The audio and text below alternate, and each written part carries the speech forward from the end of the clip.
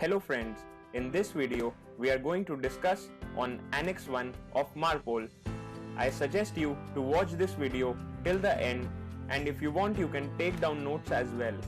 So let's get started.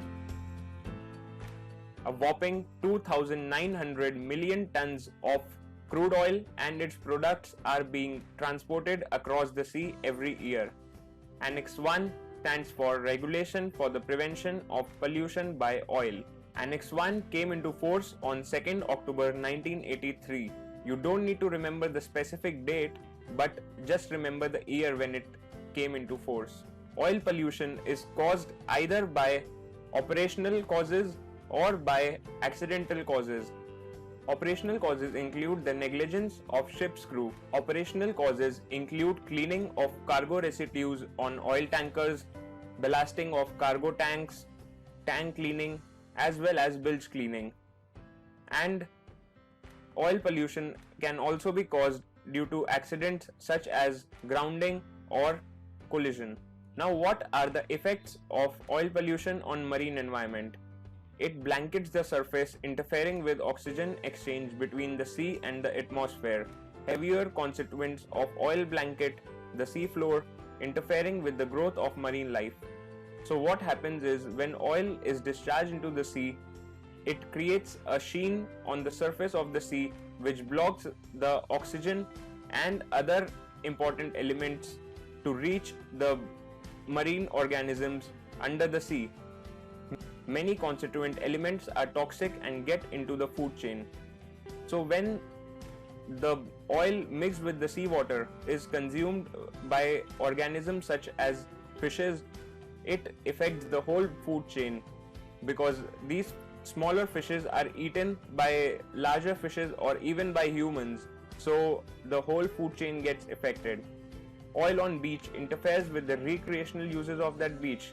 Now, who wants to go to a beach which has oily water, right? Oil may enter seawater distilling inlets, and it may be deposited on tidal mudflats with detrimental results.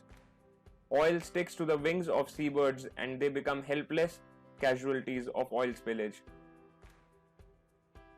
Now, what is a special area? Special area means a sea area where, for recognized technical reason in relation to its oceanographic or topographic, ecological, and the traffic density in that area, and adoption of special mandatory methods for the prevention of sea pollution has to be carried out in that area to preserve that particular sea area. There are different special areas for each annex of MARPOL. As per Annex 1, there are 10 special areas. So they are the Mediterranean Sea, the Baltic Sea, the Red Sea, Persian Gulf area, Black Sea, Gulf of Aden, Antarctic area, Northwest European water, Oman area of Arabian Sea, and Southern South African waters. There are certain regulations which have to be implemented when ships are en route in these areas.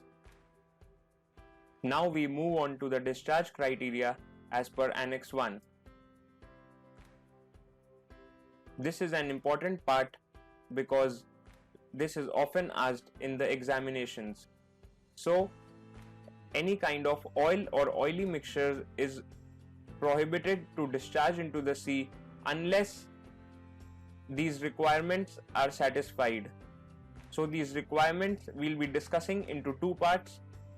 Requirements for machinery spaces of all ships of 400 gross rate tonnage and above when the vessel is outside special area and when the vessel is proceeding in special area, and requirements for the cargo area for oil tankers when the vessel is proceeding outside special area and the vessel is in special area.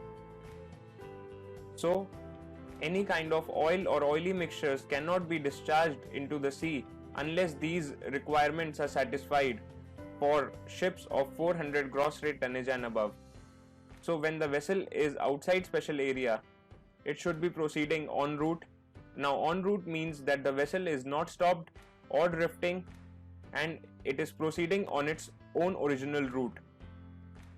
Oily mixture is processed through an oil filtering equipment.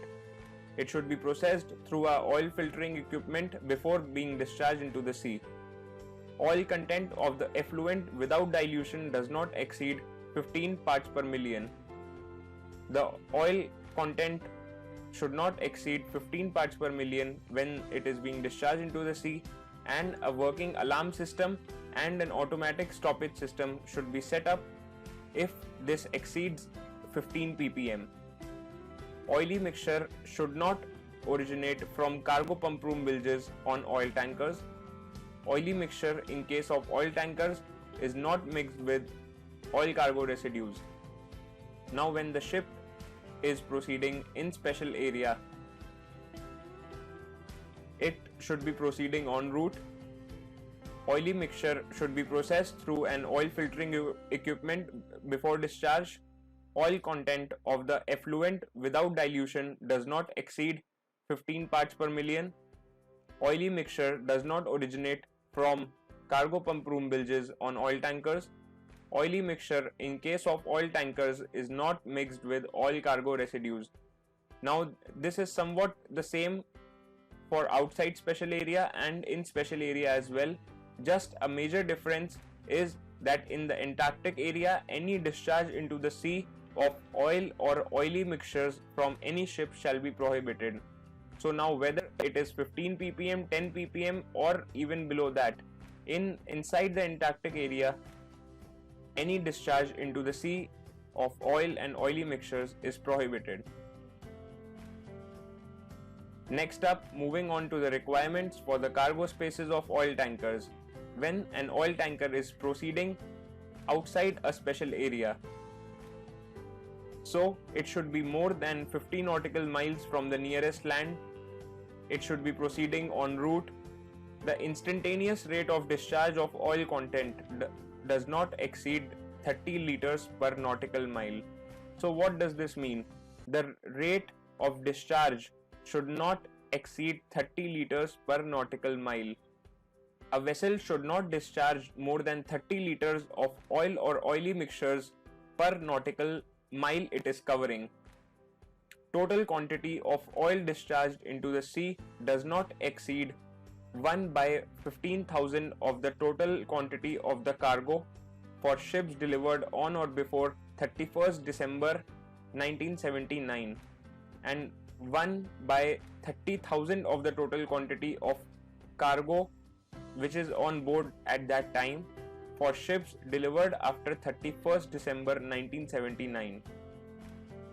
The vessel should be fitted with operational ODMCS, which is the oil discharge monitoring and control system, and a slop tank arrangement. Slop tanks are generally used for holding slop generation such as tank cleaning or dirty ballast. Now when a tanker is within a special area, any discharge into the sea of oil or oily mixtures from the cargo area of an oil tanker shall be prohibited while in a special area. It is not at all allowed to discharge any kind of oil or oily mixture when an oil tanker is inside a special area. Now moving on to the ORB, which is the oil record book. The oil record book is basically in two parts. Part 1 is for machinery space operations. It is to be carried by oil tankers of 150 gross rate tonnage and above, and every ship of 400 gross rate tonnage and above. Part 2 is for cargo and ballast operations. It is to be carried by all oil tankers of 150 gross rate tonnage and above. The oil record book shall be kept in such a place as to be readily available for inspection at all reasonable times, and it shall be preserved for a period of 3 years after the date of last entry has been made. This is a very important document to be checked by the Port State Control and any other authority which is inspecting the vessel, and they can check that the vessel is complying with the requirements of Annex 1. So what are the entries that have to be made in the oil record book? Ballasting or cleaning of oil fuel tanks, discharge of dirty ballast or cleaning water from oil fuel tanks, collection of and disposal of residues, sludge and oil residues as well, discharge overboard or disposal otherwise of bilge water which has been accumulated in machinery spaces, bunkering of fuel oil or bulk lubricating oil. Entries to be made in Oil Record Book Part 2, which is to be carried by oil tankers of 150 gross tonnage and above, is loading of oil cargo, internal transfer of oil cargo during the voyage between the tanks, unloading of oil cargo, ballasting of cargo tanks and dedicated clean ballast tanks, cleaning of cargo tanks including crude oil washing, discharge of ballast except from segregated ballast tanks, discharge of water from slop tanks, closing of all applicable valves or similar devices after slop tank discharge operations, closing of valves necessary for isolation of dedicated clean ballast tanks from cargo and strip lines after slop tank discharge operations, and disposal of residues such as sludge and other residues have to be recorded in the Oil Record Book Part 2.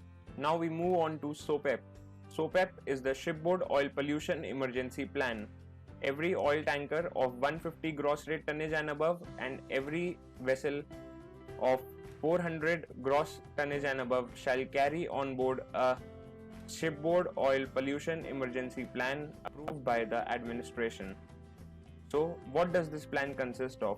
This plan consists of the procedures to report an oil pollution incident, the list of authorities or persons to be contacted in event of an oil pollution incident, a detailed description of actions to be taken immediately by persons on board to reduce or control the discharge of oil following the incident, the procedures and point of contact on the ship for coordinating shipboard actions with national and local authorities in combating the pollution.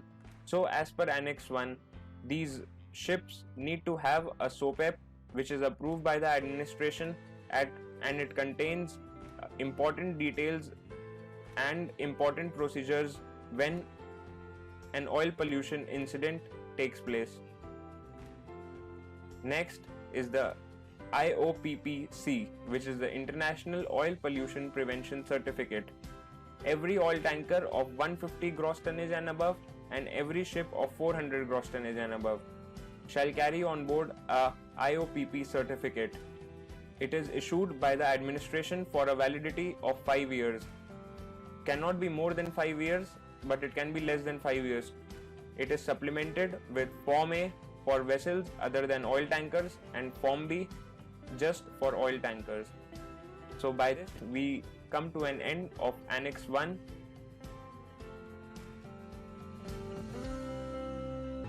Please like this video, share it with your friends and do hit the subscribe button and the bell icon to never miss a new informative video from our channel.